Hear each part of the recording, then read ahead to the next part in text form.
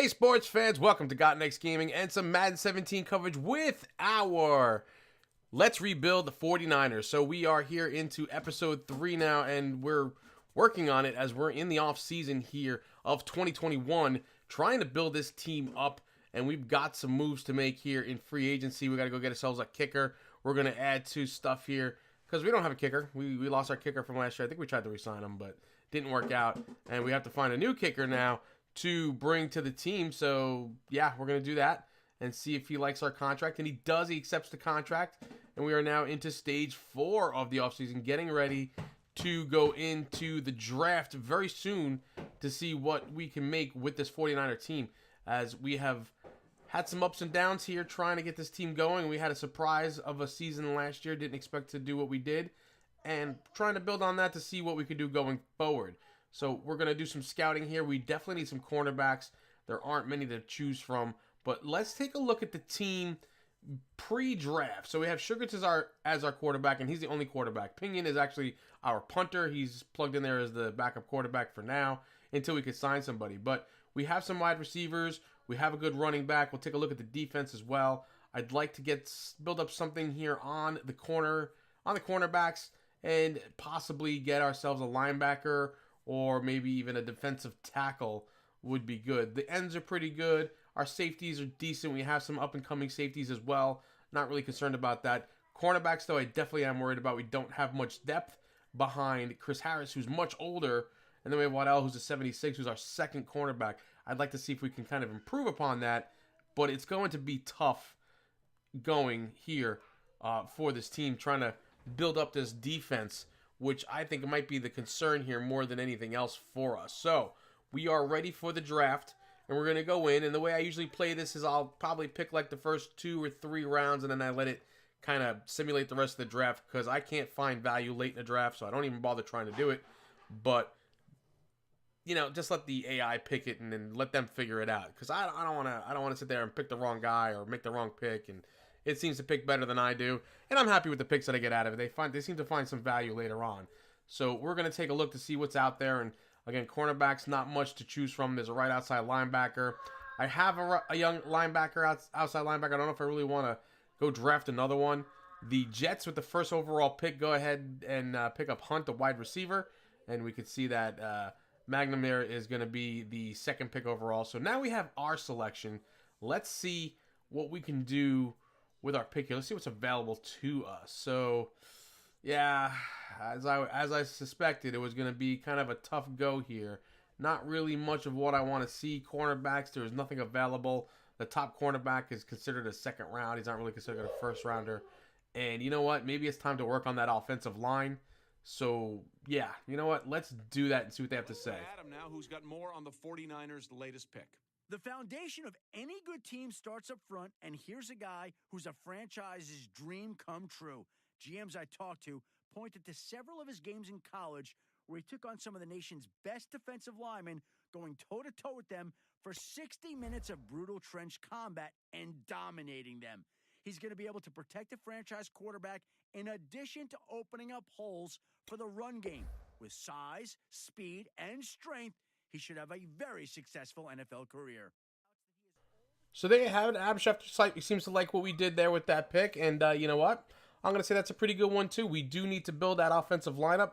We know it's a big concern for us on the offensive side of the ball. And what way to start but right down the middle with a center. So now we have our number 2 pick here. In the second round. We're going to see what we can come up with here. So you know what? Since we did first round offensive line, why don't we go second round offensive line as well? We're going to go ahead and take DeMar Dillon here, the left tackle. He's a good pick.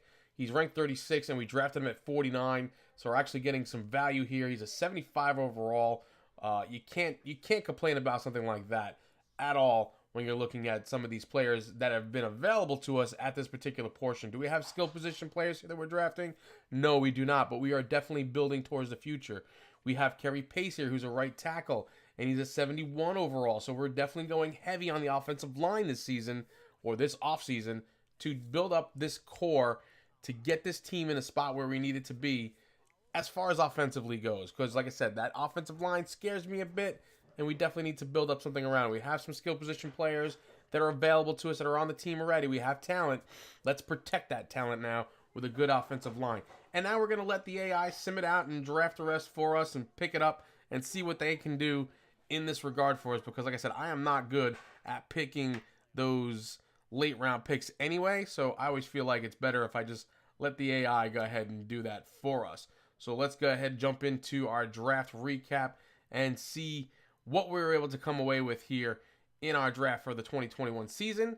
We have Zach Grubbs, who's up there, 75 overall. Dylan, the left tackle, 75. Kerry Pace is a 71. We picked up a free safety. That was the AI picking is a 69. Picked up a right outside linebacker in Pettis, who's a 65. Higgins, a strong safety at 69. I definitely would have not picked any safeties in this draft, but maybe they can be converted to cornerbacks. Who knows? Something to think about and consider going forward. And then we picked up another right guard in Burr at 72 overall. Not bad for a 7th round pick, a 72 overall. Maybe he can turn into something big for us down the road as he progresses and gets to learn the NFL way of doing things, right? We can only hope, folks. So that's what we have here for this, and we're going to have to move forward and see what we can do, what we can make with this team now. So taking a look at the team after the draft, we still have to get ourselves a backup quarterback for sure. But looking at that offensive line, some of those pieces plug in right away at the top. Grubbs and Dylan will be starters as rookies. We have Kittner on the right tackle. Kerry Pace sits behind him, and Burr sits behind Garnett in the right guard spot. So you know what? This is an improvement, folks. It's looking much, much better, and I am happy with going all in on offensive line in this draft, to tell you the truth.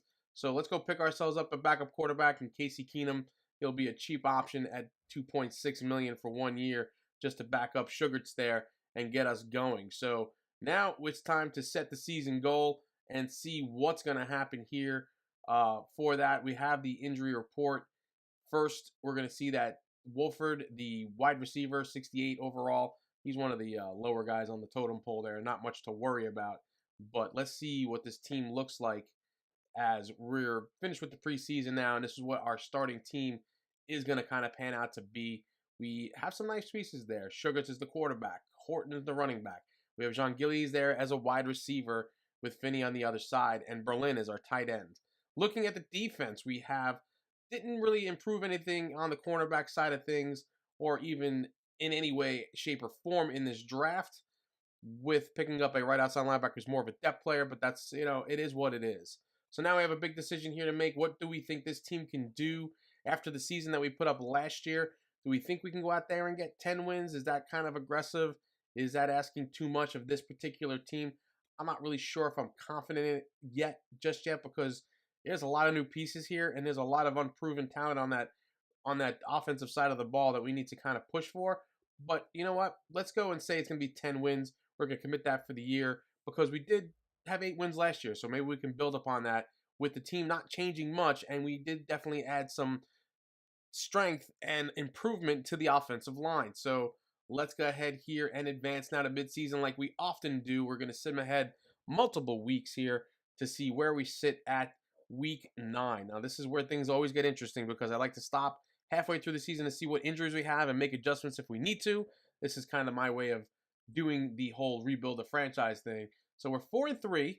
That's pretty interesting looking as we come away halfway through the season with a winning record so far. We are over 500.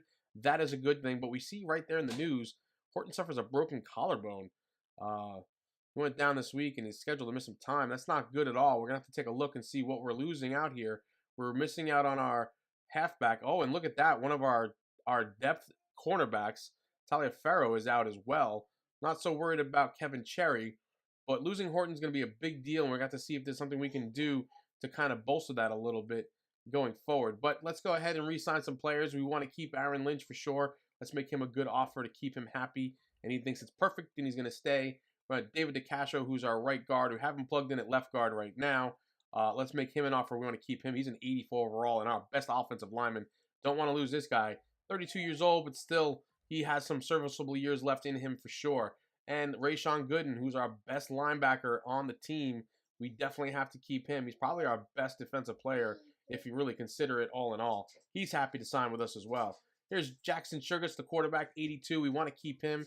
He looks like a kind of franchise quarterback for us, and he will want to play for a different team next year.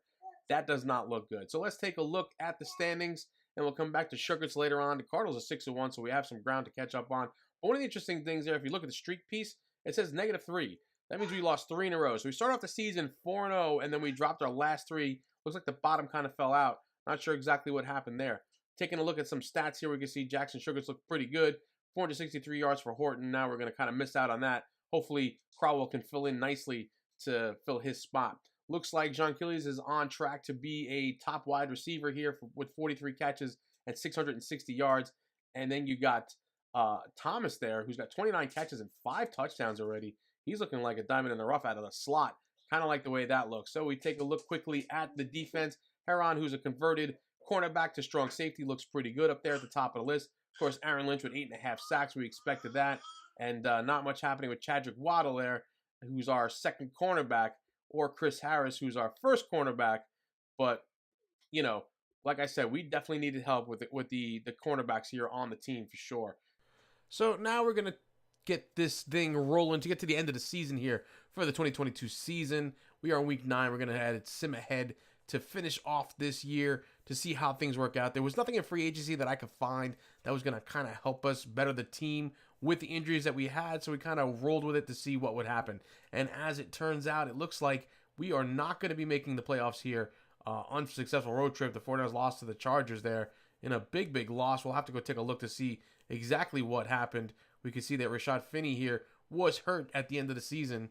I'm not sure how many games we lost him for, but we can see that we're sitting at the bottom of the NFC West here with a 7-8-1 record.